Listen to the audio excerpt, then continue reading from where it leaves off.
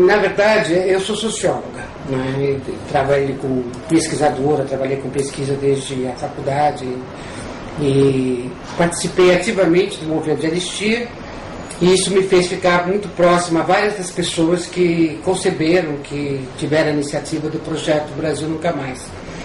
E eu entrei como pesquisadora, como coordenadora da pesquisa, fui contratada profissionalmente para isso, e participei de toda a fase da montagem do projeto, a concepção do próprio projeto, a montagem do projeto, a logística, né, necessária para o projeto, qual seja equipe, né, técnica que participou, a metodologia que foi utilizada, a parte de financiamento, né, quer dizer, a parte financeira, a estruturação das equipes dentro de um prédio, né, quer dizer, seja salas e armários e arquivos, etc. Coordenei todo esse trabalho, criei, junto com a equipe, criamos os instrumentos, os questionários nos quais a gente transcrevia os dados dos processos e, enfim, fizemos toda a logística mesmo, assim, no sentido da palavra logística, para que o projeto pudesse ser desenvolvido. O grande incentivador disso tudo, o grande líder, né, o reverendo Jaime Wright, com as bênçãos do Dom Paulo, e fizemos algumas reuniões iniciais nesse conjunto inicial que participava o Luiz Eduardo, o Sigmaringa Seixas e a Amy Moreira, e foi muito, muito interessante esse início, porque na verdade a gente estava saindo da luta da anistia, que ainda não tinha acabado, porque ainda tinha todos os, vamos dizer, as ramificações da luta da anistia, que até hoje perduram ainda, a questão dos mortos e desaparecidos, e a gente continuou militando nisso. Tínhamos dado um apoio, o Comitê Brasileiro de Anistia, esse é o nosso, tínhamos dado um forte apoio às campanhas de greve do ABC, tanto de 78 quanto de 79, e com isso nos fez próximos, assim, no sentido de pessoas que trabalhavam, vamos dizer, pelos direitos humanos, né, ou faziam uma luta política de recuperação até da nossa autoestima, né, enquanto militantes políticos mesmo, que teve na anistia um momento importante, e continuamos, assim, na verdade, a acreditar nessa luta, né. E ainda que eu tivesse tido, assim, tivesse havido um contrato profissional, vamos dizer assim, você tenha sido chamada pela profissional que sou, na verdade tinha um engajamento passional, um engajamento político, ideológico, e todos que trabalharam, porque na verdade esse trabalho, naquela época ainda implicava alguns riscos, né, para a segurança pessoal de todos nós,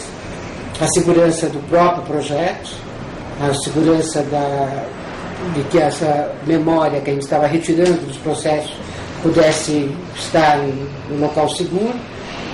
E foi muito, muito interessante, teve assim, quer dizer, o começo foi muito cheio de peripécias, vamos dizer, porque nós até conseguimos uma sistemática. O Sigmaringa tinha alugado uma sala em Brasília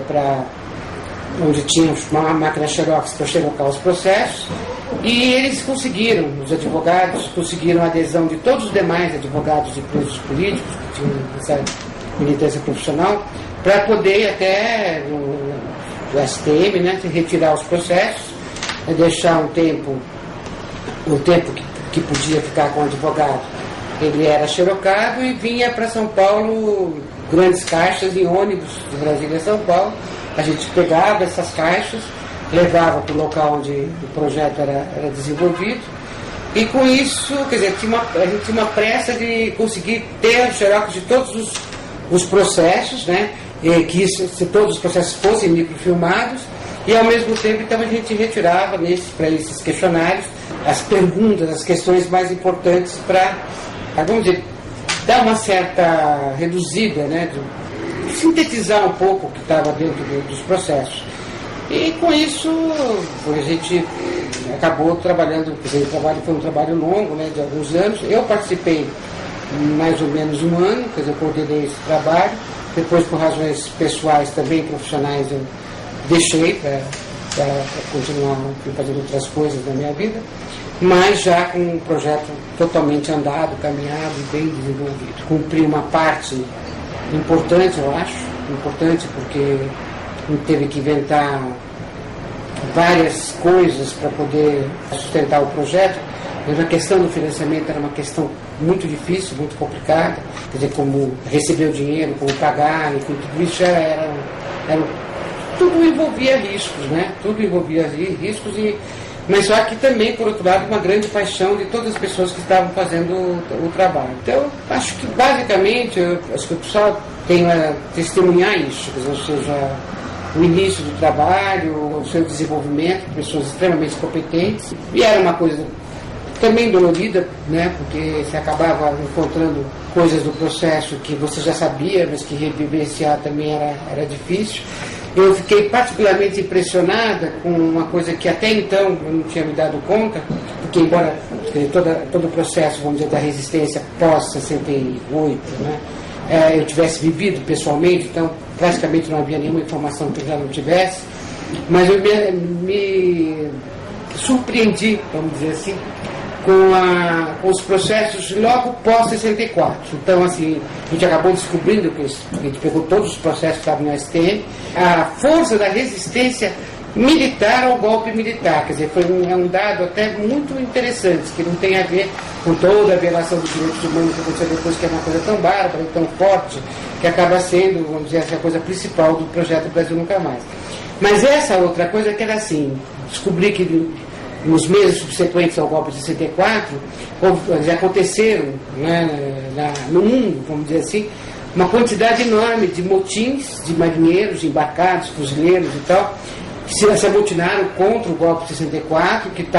algumas vezes estavam em terras ou em mares territoriais brasileiras, mas muitas vezes também em outros países, e que sofreram um processo militar por causa disso, porque naquela época, assim, pré-AI-5, né, ou pré-Lei de Segurança Nacional, você vai ter o Tribunal Militar julgando só os militares, não julgando os civis que ainda estavam sendo julgados pelas polícias políticas, enfim, estavam sendo presos e processados pela polícia civil, né, pela polícia política. Mas nessa época de 64, previamente à nova Lei de Segurança Nacional e ao AI-5, os militares eram processados pelos tribunais militares. Então, isso também faz parte da memória do Brasil Nunca Mais, embora não seja o foco principal, né? Ou seja, o que me surpreendeu foi a quantidade de rebeliões militares que aconteceram no país, nos navios embarcados pelo mundo, contra o golpe militar. Isso realmente foi uma coisa que eu não tinha. Eu não tinha essa informação, não vejo essa informação, inclusive, em nenhum lugar. Eu vi ainda alguém que tenha se interessado por esse tema, tem escrito um livro, porque tudo que aconteceu após a nova Lei de Segurança Nacional e depois do AI-5, foi tão brutal, né? tão terrível, tão anti-humano, tão anti-tudo, que isso acabou,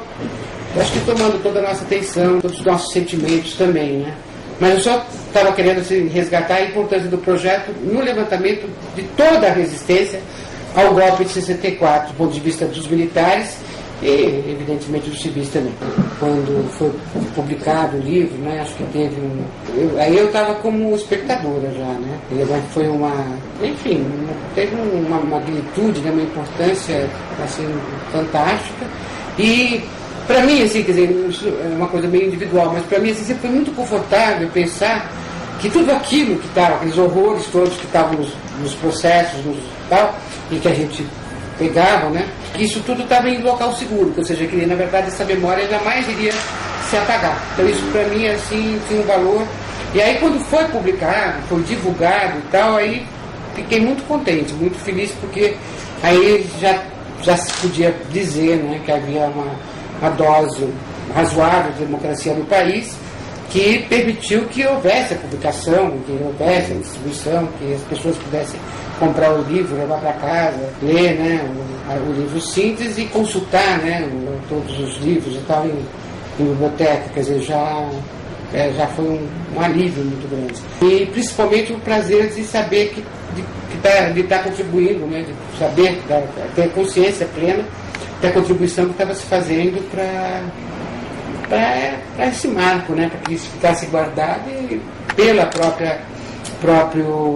própria proposta do projeto, que é nunca mais, né, quer dizer, nunca mais vai poder acontecer isso.